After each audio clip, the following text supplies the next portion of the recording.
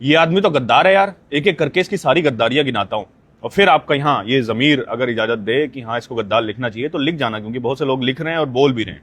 सारी गद्दारियां गिनाता हूं। एक गिलास पानी अगर कोई किसी प्यासे को देता है तो हम उसे इंसान कहते हैं, लेकिन कोई लाखों लीटर पानी देकर पूरे राज्य की पानी की कमी कोई पूरा कर दे तो उसको क्या कहेंगे, सारा कुछ बताता हूं। लद्दाख का एक वैज्ञानिक जो इंजीनियर है, इनोवेटर है, एजुकेशनल रिफॉर्मर है, पढ़ाई तो सब करते हैं लेकिन उस पढ़ाई को अपनी जिंदगी में प्रैक्टिकल बनाकर इस्तेमाल कैसा किया जाता है बंदे ने बताया। लद्दाख की कितनी सारी परेशानियों को अपनी तकनीक से हल कर दिया।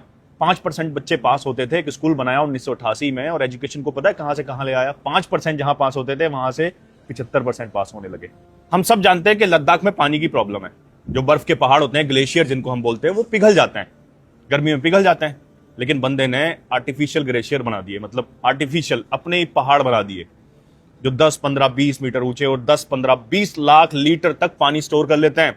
तो वहां के गांव की जो गर्मियों में खेती होती है वो इन्हीं ग्लेशियर से होती है।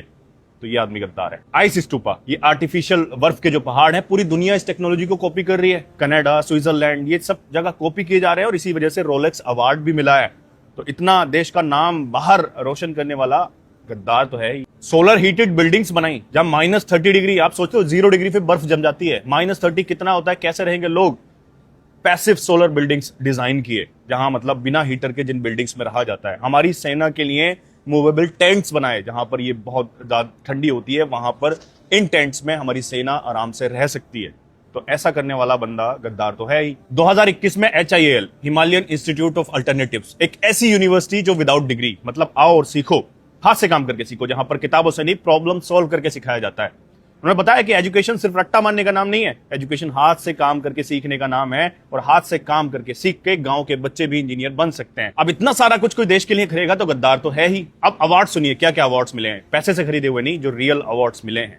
मैगिस award 2018, Rolex award 2016, global award for sustainable architecture 2017, international Terra award 2016, GQ social entrepreneur of the year 2017, CNN IBN real heroes award 2008, Ashoka fellowship award 2002, green teacher award 2004, governor's medal for educational reformer 1996, the Week man of the year 2001, ICA honour award San Francisco 2017। इतने सारे award जो पैसों से खरीदे नहीं है, मतलब कुछ तो किया होगा ना, सिर्फ अपने लिए नहीं, दूसरों के लिए। सोशल रिफॉर्मर, एजुकेशन रिफॉर्मर, लोगों के लिए भलाई की है, अपने देश की भलाई की है। अपने देश की इतनी सारी भलाई करने के बाद भी अगर किसी को गद्दार कहा जा रहा है तो ये सोचने वाली बात है।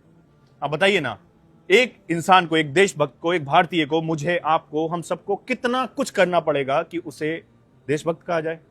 और भी कुछ ज्यादा करना पड़ेगा। अब आपका जो मन कर रहा है, जो आपका दिल, आपका जमीर गवाही दे रहा है, वो कमेंट में लिख जाओ।